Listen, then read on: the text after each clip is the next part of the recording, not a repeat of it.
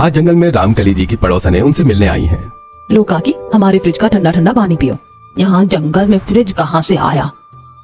बहन, हमारे घर में fridge, washing machine, table, bathroom सब है जंगल में ही। हम तुम्हारी तरह अमीर नहीं, लेकिन मेरी जुगाड़ू बहुओं के कारण सब पॉसिबल हो गया। बारिश रुकने का नाम तक नहीं ले रही। पहले घुटनों तक पानी था, अब तो कमर तक हो गया। माँ, अब हमें रहने का कोई जुगाड़ ढूंढना चाहिए। हम ज्यादा देर तक यहाँ नहीं रह सकते।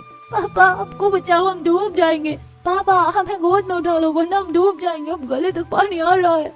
घंटों से ऐसे पानी में खड़े खड़े अब घुटनों में दर्द हो रहा है बेटा। अजी, आप मुन्ना को गोद में ले लो, मैं पलक को उठा लेती हूँ।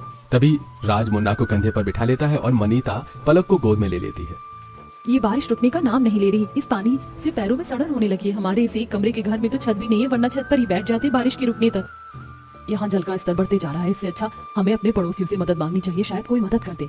सपना बहू बिल्कुल सही कह रही है, पड़ोसियों से मदद लेनी चाहिए, क्योंकि इससे घर में इतना पानी भर गया कि यहाँ रुकना खतरे से खाली नहीं। हम इस तरह बच्चों को ज्यादा देर तक गोद में उठाकर भी नहीं रख सकते ना। फिर सभी घर के बाहर निकलते हैं, जहाँ कमर तक तो नहीं लेकिन घुटनों तक पानी भरा हुआ था।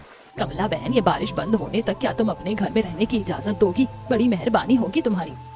अरे पांच बेटा बहू है तुम्हारे, शर्म करो। अगर पांचों मिलकर एक पक्का घर भी बनवाते तो आज सड़क पर दूसरे के घर में रहने को भीख नहीं मांगनी पड़ती। पूरे गांव में पानी भरता है, सबको पता है, इसीलिए सबने अपने घर ऊंचे करवा लिए। लेकिन तुम गरीब कंजूस तो पैसे बचाने में लगे थे ना। जाओ, मेरे घर में कोई जगह नहीं है, मेरा भी तो परिवार है। पड़ोसन पूरे परिवार को बेइज्जत करके भगा देती है। रोइए नहीं माँ जी, आज दिन बुरे हैं तो हर जगह से ठोकरें मिलेंगी। हम बगल वाली काकी से बात करते हैं, वो बहुत अच्छी है, रहने देंगी। फिर सभी पड़ोसन दुलारी के घर जाते हैं। दुलारी काकी, बारिश के कारण हमारे घर में पानी भर गया है। कृपा करके हमें कुछ घंटे अपने घर में ठहरने दीजिए। जैसे ही बारिश रुक जाएगी हम अपने घर चले जाएंगे।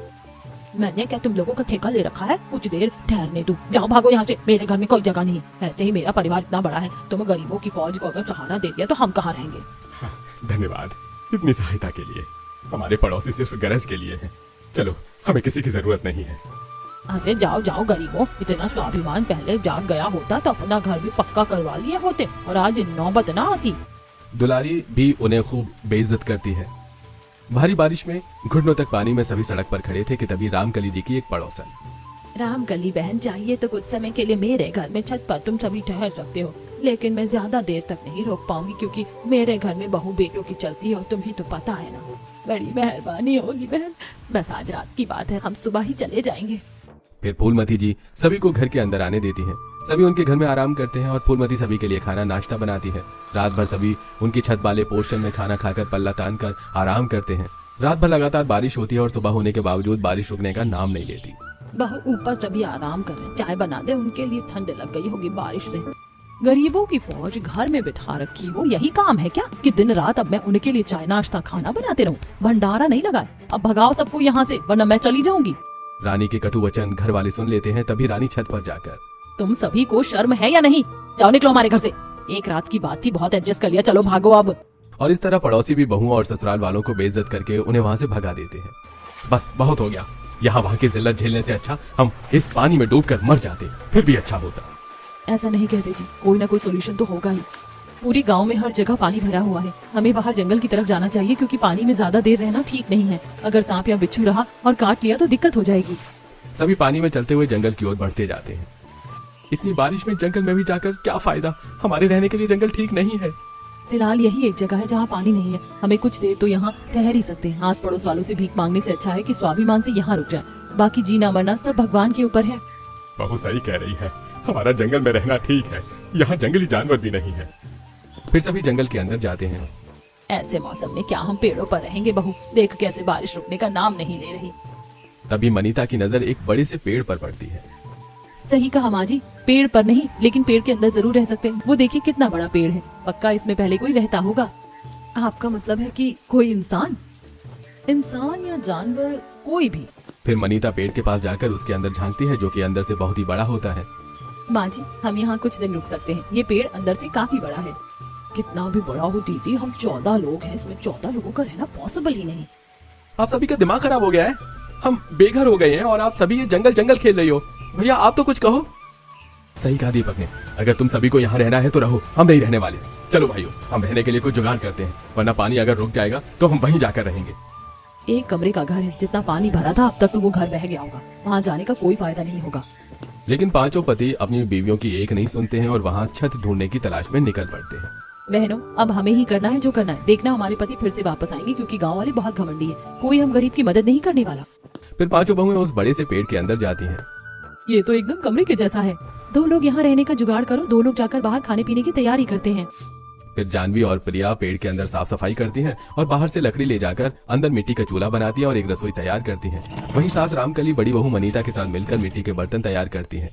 ले बहू, बर्तन तैयार हो गए। अब खाना पकाने में कोई दिक्कत नहीं होगी। तभी राधा और सपना जंगल से कुछ सब्जी और फल तोड़ कर लाती हैं। देखो, आज के खाने का इंतजाम तो हो गया। राशन नहीं है, लेकिन हम इन सब्जियों को उबाल कर तो खा ही सकते हैं। लाओ दीदी, मैं इसे पका कर लाती हूँ। फिर प्रिया और जानवी सब्जियों को अच्छे से धोकर उसे उबालकर सभी को खाने के लिए देती हैं।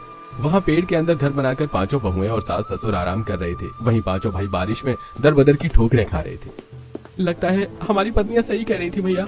देखो ना, कोई भी हमें रहने का ठिकाना देने को तैयार ही नहीं है। मुझे तो इस बारिश से अब सर्दी लग रही है। हमें जंगल ही लौट जाना चाहिए। मुझे भी अब कोई उपाय नजर नहीं आ रहा है, लेकिन कोशिश तो कर सकते हैं ना। पांचों भाई रात भर बारिश में भीग कर रहने का जुगाड़ करने की कोशिश करते हैं। वहीं पांचों बहुएं आराम से पेड़ के अंदर अपनी रात गुजारती हैं। अगली सुबह। अयो अम्मा रे, मेरा पेट बहुत दर्द हो रहा है। बहुत तेज से आई है। क्या आई है दीदी? झाड़े जाना है, कुशल खाना। यहाँ ये व्यवस्था कहाँ से मिलेगी? बहू, एक काम करिए, मिट्टी की हांडी में पानी लेकर यहीं जंगल में कहीं बैठ जा। चीची अम्मा, कैसी बातें करती हो? वातावरण कितना प्रदूषित होगा उससे। यहाँ जंगल में तो वॉशरूम भी कहीं नहीं मिलेगा। मैं खुले में शौच नहीं करूंगी। तभी मनीता पास ही एक बड़ा सा पेड़ का गट्ठर देखती है। राधा, बस कुछ समय कंट्रोल कर लो, मैं जुगाड़ करती हूँ।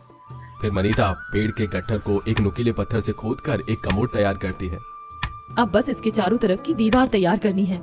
फिर चारों बहुएं जंगल से ढेर सारी बांस की लकड़ी काट कर लाती हैं और उससे जोड़कर टॉयलेट के आसपास की दीवारें तैयार करती हैं और अंदर लकड़ी की टॉयलेट की सीट बिठाती हैं।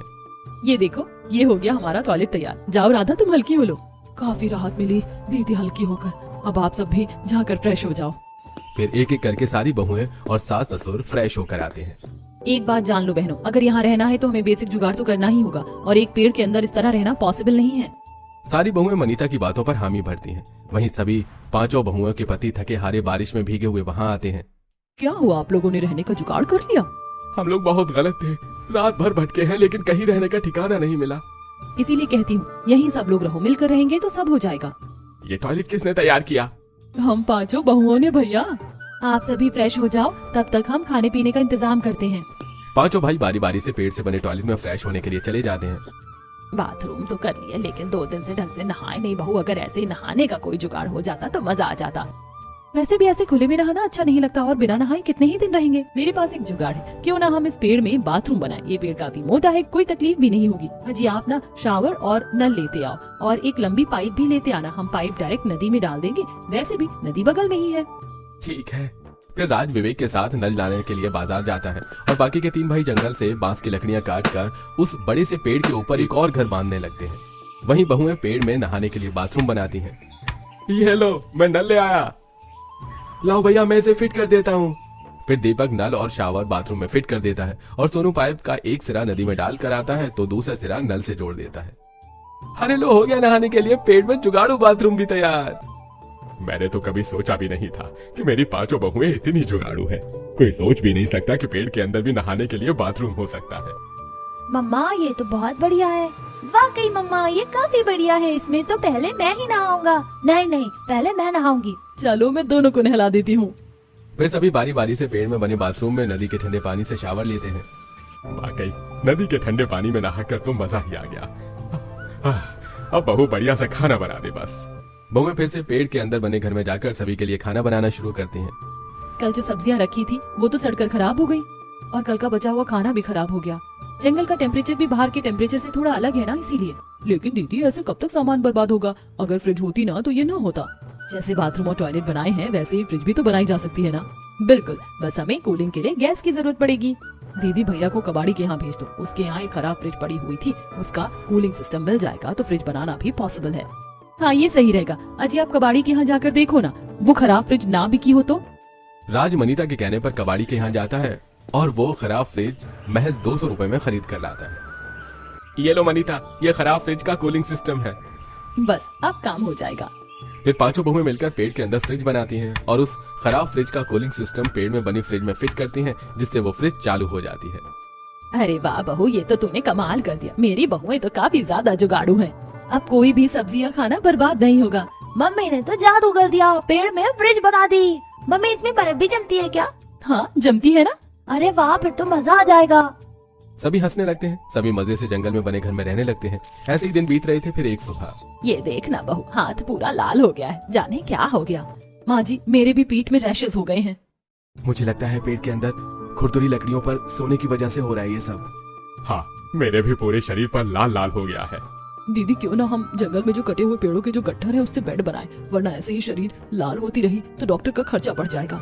हाँ सपना सही कह रही है दीदी, हमें बेड बना लेना चाहिए। वैसे भी यहाँ बहुत सारे कटे हुए पेड़ों की लकड़ी के गट्ठर पड़े हुए हैं। फिर पांचों बहुएं मिलकर अपने पतियों की मदद से पेड़ों के गट्ठे से बेड तैयार करती हैं और रुई के पेड़ से रुई निकाल कर उसका तकिया बनाती हैं। अरे वाह मेरी बहू, जियो, तुम लोगों ने तो कमाल कर दिया। अरे वाह मम्मी, तो काफी आरामदायक बेड है। हमारी जिंदगी तो गांव से अच्छी यही है, यहाँ सुकून भी है मम्मी, और लाइफ भी कितनी अच्छी हो गई है। मुन्ना सही कह रहा है, और गांव के घर में तो कभी हमें इतनी सुख सुविधा नहीं मिली जितनी यहाँ है। आप लोगों के जुगाड़ के कारण ही ये सब पॉसिबल हुआ। अब पांचों बहुएं पेड़ से बने घर में खाना बनाती हैं और उनके पति जंगल में लकड़ियां काटते जिससे उनका गुजारा होता। हमारी रोजमर्रा की जिंदगी तो अच्छी बीत रही है, लेकिन हमें कुछ ऐसा करना होगा जिससे हम कमाई भी कर सके, ताकि आगे चलकर एक अच्छा घर ले सके। आखिर कब तक हम यहाँ जंगल में लकड़ियों से बने घर और सामान के बीच रहेंगे? दीदी इसके लिए तो मेरे पास एक आइडिया है। क्यों ना हम बाजार में लकड़ी से खिलौने बनाकर बेचें और लकड़ी से अलग अलग तरह की वस्तुएं। इससे हमारी कमाई भी शुरू हो जाएगी और हमारे पतियों की मदद भी। हाँ, जानवी का जुगाड़ तो काफी अच्छा है। अब पांचों बहुएं सुबह जल्दी उठकर पहले अपना काम निपटाती और जैसे ही हर काम से फ्री होती तो खिलौने बनाने में लग जाती। पांचों मिलकर ढेर सारे लकड़ी के खिलौने बनाकर उसे बाजार में बेचकर आती, जिससे उन्हें अच्छे पैसे भी मिल जाते। ऐसे ही एक दिन जब बहुएं बाजार में खिलौने बेचकर वापस घर जा रही होती हैं तभी अरे राम कली की बहुओं, तुम यहाँ खिलौने बेच रही हो। लगता है तुम्हारी हालत अभी भी खराब है। बताओ कौन से सिग्नल पर मांगने का काम शुरू किया है? अरे बाजार बाजार घूम कर डाका डालने का काम शुरू तो नहीं किया, लगता तो ऐसा ही है। अपने जैसा समझाए क्या काकी? हमारा लोगों के घरों में डाका डालने या तिरछी नजरों से देखने का काम नहीं है। हम फिलहाल जंगल में रह रहे हैं, आओ कभी हमारे घर। पांचों बहुएं इतना कहकर वहाँ से निकल जाती हैं। जंगल में रहती है, कह तो ऐसे रही जैसे जंगल में बंगला बना लिया इन गरीबों ने। जाकर देखते कौन सा बंगला बांध लिया इन्होंने। वहाँ जाकर इनकी इज्जत की धज्जियां उड़ा देंगे। फिर तीनों औरतें जंगल में बहुओं का घर देखने के लिए जाती हैं। कहाँ रहती हैं ये पांचों कलमोही? अभी तक तो दिखी नहीं है। तभी मनीता को तीनों पड़ोसने सामने से आते हुए दिखती हैं। आओ आओ काकी, हम यहीं रहते हैं। हमारे पेड़ घर के अंदर चलो काकी, हम आपके लिए खाने पीने की व्यवस्था करते हैं। ये लोग सच में जंगली हैं, जंगल में जाने कैसे रहते हैं? तीनों मुंह बनाकर पेड़ से बने घर के अंदर जाती हैं। आओ बहन बैठो। ये घर तो अंदर से काफी बड़ा है, और यहाँ सोफा कैसे आया? ये तो मेरी बहुओं ने बनाया अपने जुगाड़ से। वो देखो, बेड भी बहुओं ने ही बनाया है। तभी सपना तीनों बूढ़ी पड़ोसनों के लिए फ्रिज का ठंडा पानी और ठंडी ठंडी रसगुल्ले लाती हैं। ये रसगुल्ले इतने ठंडे कैसे हैं? इतनी देर में तुम बाजार से भी नहीं ला सकते। ये तो मैंने अपने कोमल कोमल हाथों से बनाई है। खाओ आंटी जी, शर्माओ नहीं। इतना ठंडा पानी कहाँ से लाई तुम? अपनी फ्रिज से दुलारी काकी। वो क्या है ना, हमें पता था कि आप आने वाली हो और आपको तो ठंडा पानी पीने की आदत है, इसीलिए मेरी पांचों बहुओं ने मिलकर फ्रिज बनाई है। चलो दिखाती हूँ। फिर सास तीनों बूढ़ी औरतों को फ्रिज दिखाती हैं और वो तीनों फ्रिज देखकर काफी हैरान होती हैं। तभी ठंडा पानी पीने के कारण उनमें से एक को टॉयलेट लग जाती है। अजय दुलारी, जल्दी घर चल, जोर की आई है। यही कर ले, कहीं साइड में, जंगल ही तो है। फूलमती काकी, आप कुछ परेशान लग रही हो, क्या बात है बताओ? जोर की आई है और क्या बात है? तुम लोगों को तो जंगल में जाने की आदत है, लेकिन हम तो तुम्हारे जैसे नहीं है ना, गरीब भिखारी। कितनी जजमेंटल हो आप लोग। हमारे यहाँ हर सुविधा है, जब टॉयलेट जाना है तो बताना था ना। चलो मैं ले चलती हूँ। फिर मनीता फूलमती को उनके द्वारा पेड़ से बनाए गए टॉयलेट में ले जाती है और कुछ देर बाद बड़ा अच्छा लग रहा है, हल्का होकर तो मजा ही आ गया। तीनों पड़ोसने उनका पूरा घर देखती हैं और देखती हैं कि कैसे बहुओं ने अपने जुगाड़ से पेड़ से toilet, bathroom, fridge, sofa, bed सब बनाया है। ये देखकर उन्हें एहसास होता है कि वो उन्हें जज करने में कितनी गलत थी। तभी उनमें से एक, बहुओं, राम कली जी, हमें माफ करना बहन। हमने हमेशा तुम सबका मजाक उड़ाया, लेकिन तुम्हारी बहुएं वाकई काफी काबिल हैं। इन्होंने जो कर दिखाया ये तो हमारे बस की भी बात नहीं है। काकी, हम गरीब जरूर हैं लेकिन बेईमान नहीं। गरीब होना गुनाह नहीं, हार मान लेना गुनाह है, और हमने हार नहीं मानी। हम मान गए बहू। अगर मन में हिम्मत हो तो जंगल में भी घर बन सकता है। आज तुम पांचों ने साबित कर दिया। रामकली को बहुओं की तारीफ होते देख काफी गर्व होता है और अब पांचों बहुएं अपने ससुराल के साथ खुशी से जंगल वाले घर में रहने लगी।